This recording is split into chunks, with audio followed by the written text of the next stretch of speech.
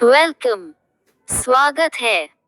लोकप्रिय knowledge desk में आपका स्वागत है। मित्रों, YouTube का फायदा उठाइए। लेटे लेटे हुए भी जानकारी जुटाते रहिए। आराम करते हुए भी पढ़ाई जारी रखना, यही YouTube का कमाल है। तो दोस्तों, इसी तरह का एक फायदेमंद वीडियो यहाँ पेश है, लेकिन पहले चैनल को सब्सक्राइब तो कर दीजिए। इस वीडियो में भारतीय राजव्यवस्था से संबंधित 100 सवालों को तथ्य रूप में प्रस्तुत किया जा रहा है। ये सारे सवाल रेलवे, बीपीएससी, बिहार कर्मचारी चयन आयोग, दारोगा, सिपाही की परीक्षाओं से लिए गए हैं। जब आप इन्हें देखेंगे तो स्पष्ट हो जाएगा कि ये सारे वैसे सवाल हैं जो हर परीक्षा में बार बार पूछे गए हैं। यदि आप अपना रिजल्ट चाहते हो तो कृपया इस वीडियो को अंत तक देखिएगा। यदि इनमें से अधिकांश तथ्य आप जानते हो तो भी पूरा वीडियो देखिएगा। क्या पता बीच बीच में कुछ ऐसी जानकारी हो जो आपको पता नहीं हो। और यही अनजाने 5 से 10 सवाल परीक्षा में यदि आ गए, आपका रिजल्ट क्लियर है कि क्या होगा। इसलिए वीडियो को अंत तक देखिए। यदि आप सारे तथ्य जानते हो तो भी क्या नुकसान, आपका रिवीजन तो हो ही जाएगा। मैं हूँ माधुरी आनंद। तो आइए अब शुरू करते हैं सवालों को। पहला तथ्य है, जनगणना संघ सूची के तहत वर्णित है। भारत का संविधान भारत को राज्य संघ, यूनियन ऑफ स्टेट्स के रूप में वर्णित करता है। राज्यसभा में मनोनीत सदस्यों की अधिकतम संख्या 12 होती है। राज्यसभा का पदेन अध्यक्ष उपराष्ट्रपति होता है। पांचवा सवाल है, किसी भी विधेयक को धन विधेयक के रूप में लोकसभा अध्यक्ष प्रमाणित करता है। राज्यसभा द्वारा लोकसभा को धन विधेयक 14 दिनों में लौटा दिया जाना चाहिए। अगला सवाल राष्ट्रपति से है। राष्ट्रपति अपना त्यागपत्र उपराष्ट्रपति को सौंपता है। संविधान सभा का गठन कैबिनेट मिशन की सिफारिश पर हुआ था। भारत का प्रथम नागरिक राष्ट्रपति होता है। 10वां सवाल है, शिक्षा समवर्ती सूची के तहत आता है। संपूर्ण संविधान 26 जनवरी 1950 को लागू हुआ था। भारतीय संविधान में सरकार का संसदीय स्वरूप ब्रिटेन से लिया गया है। केंद्रीय मंत्रिमंडल के आकार और सदस्यता का निर्णय प्रधानमंत्री करता है। राज्यसभा की 1/3 जगह को भरने के लिए प्रत्येक 2 वर्ष बाद चुनाव होता है। 15वां सवाल है, संसद के दोनों सदनों की संयुक्त बैठक की अध्यक्षता लोकसभा अध्यक्ष करता है। पंचायती राज लोकतांत्रिक विकेंद्रीकरण के सिद्धांत पर आधारित है। भारत में दल विहीन जनतंत्र की वकालत सबसे पहले एम.एन. राय ने की। संविधान के अनुच्छेद 1 में भारत को राज्यों का संघ, यूनियन ऑफ स्टेट्स कहा गया है। केरल का उच्च न्यायालय एर्नाकुलम में है। 20वां तथ्य है, संविधान के संशोधन में राज्यसभा और लोकसभा का अधिकार बराबर है। मौलिक कर्तव्यों का प्रावधान सोवियत संघ, आज के रूस के संविधान से लिया गया है। किसी राज्य विधानसभा का सभापति अपना इस्तीफा उपसभापति को सौंपता है।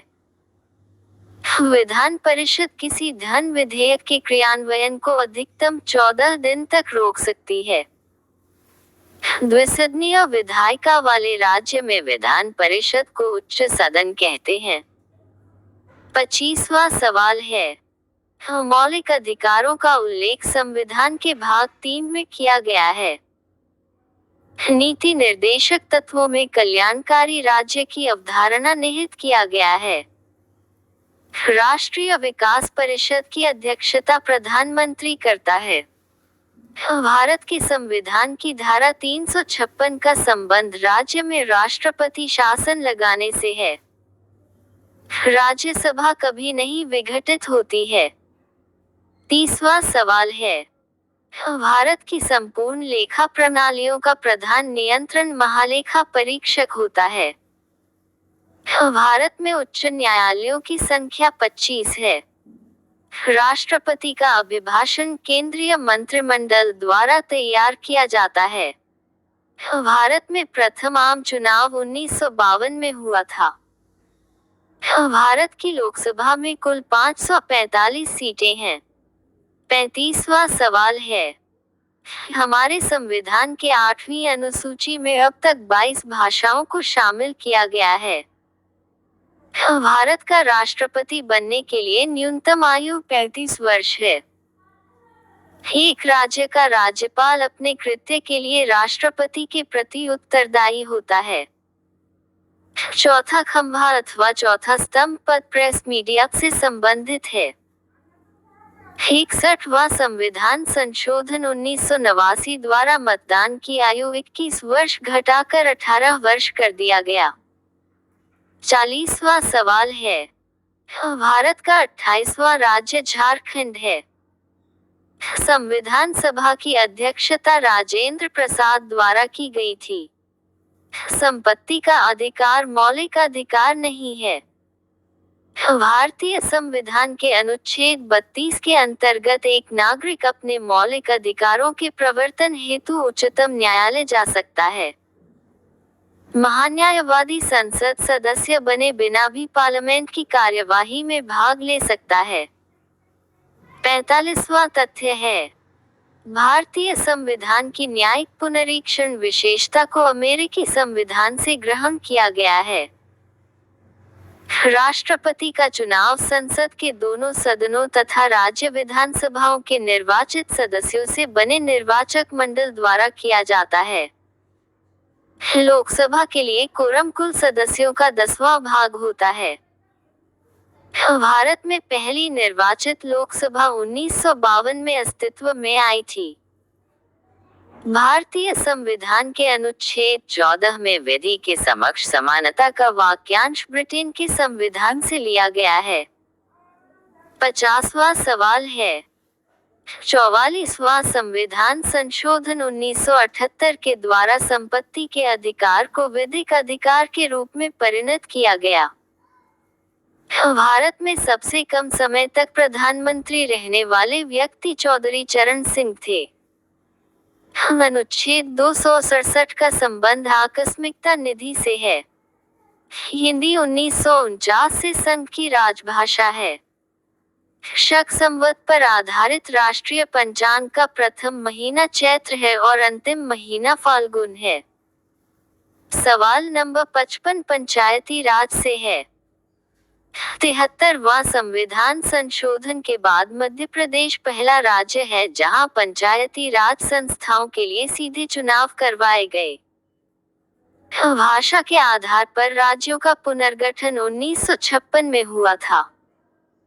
भारतीय संविधान का अनुच्छेद 370 का संबंध जम्मू तथा कश्मीर को विशेष दर्जा देने से था।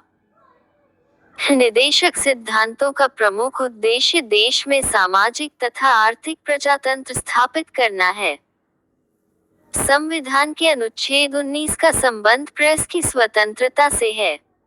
60वां सवाल है, भारतीय संविधान में नीति निर्देशक तत्वों का उद्देश्य लोक कल्याणकारी राज्य की स्थापना करना है जो संविधान के भाग 4 से संबंधित हैं। भारतीय संविधान का अनुच्छेद 85 राष्ट्रपति को लोकसभा भंग करने की शक्ति प्रदान करता है। अब तक 12वीं लोकसभा की अवधि सबसे न्यूनतम रही है। भारत में राज्यसभा में सदस्यों की अधिकतम संख्या 250 है। राष्ट्रपति चुनाव में विवाद का मामला सर्वोच्च न्यायालय को सौंपा जाता है। 65वां सवाल अथवा तथ्य है, आर्थिक नियोजन समवर्ती सूची का विषय है। संविधान सभा द्वारा राष्ट्रीय ध्वज के डिजाइन को जुलाई 1947 में स्वीकृति प्रदान की गई। राज्यपाल की नियुक्ति राष्ट्रपति करता है। भारत में न्यायिक समीक्षा की शक्ति सर्वोच्च न्यायालय के पास है। संसद द्वारा अनुमोदन होने पर ही राष्ट्रीय आपातकाल 6 माह तक लागू रह सकता है। 70वां तथ्य है, संविधान की व्याख्या करने का अंतिम अधिकार सर्वोच्च न्यायालय को है। जब राष्ट्रपति, उपराष्ट्रपति दोनों का पद रिक्त हो तो भारत के मुख्य न्यायाधीश राष्ट्रपति के रूप में कार्य करता है। भारत के किसी राज्य की राज्यपाल बनने वाली पहली महिला सरोजनी नायडू थी। गोवा भारत का 25वां राज्य है। संविधान के अनुच्छेद 25 से 28 धर्म की स्वतंत्रता से संबंधित है। 75वां तथ्य है, संसद के 2 अधिवेशन का समयांतर 6 माह से अधिक नहीं होना चाहिए। भारत के प्रथम चुनाव आयुक्त सुकुमार सेन थे। राष्ट्रीय आपातकाल की अधिकतम अवधि की कोई सीमा नहीं है। एस राधाकृष्णन को राष्ट्रपति बनने से पहले भारत रत्न पुरस्कार मिला था। लोकसभा के प्रथम प्रवक्ता जी वी मावलनकर थे। 80वां तथ्य है, कावेरी जल विवाद कर्नाटक और तमिलनाडु के बीच का विवाद है। कावेरी जल विवाद के निपटारे के लिए कावेरी जल न्यायाधिकरण का गठन 2 जून 1990 को किया गया था। पंचायती राज एक प्रशासनिक ढांचा है जो कि फंड के लिए मुख्यतया केंद्र सरकार के आर्थिक अनुदान पर निर्भर है। भारत का संविधान 26 नवंबर 1949 को अंगीकृत किया गया। भारत में राजनीतिक शक्ति का मुख्य स्रोत संसद है। 85वां सवाल है, आंतरिक अस्त व्यस्तता के कारण 1975 में पहली बार आपातकाल लागू किया गया। उच्च न्यायालय की परिभाषा अनुच्छेद 214 में दी गई है। भारतीय संविधान की 8वीं अनुसूची का संबंध भाषाओं से है। देश में आपातकाल लागू करने का अधिकार राष्ट्रपति को है।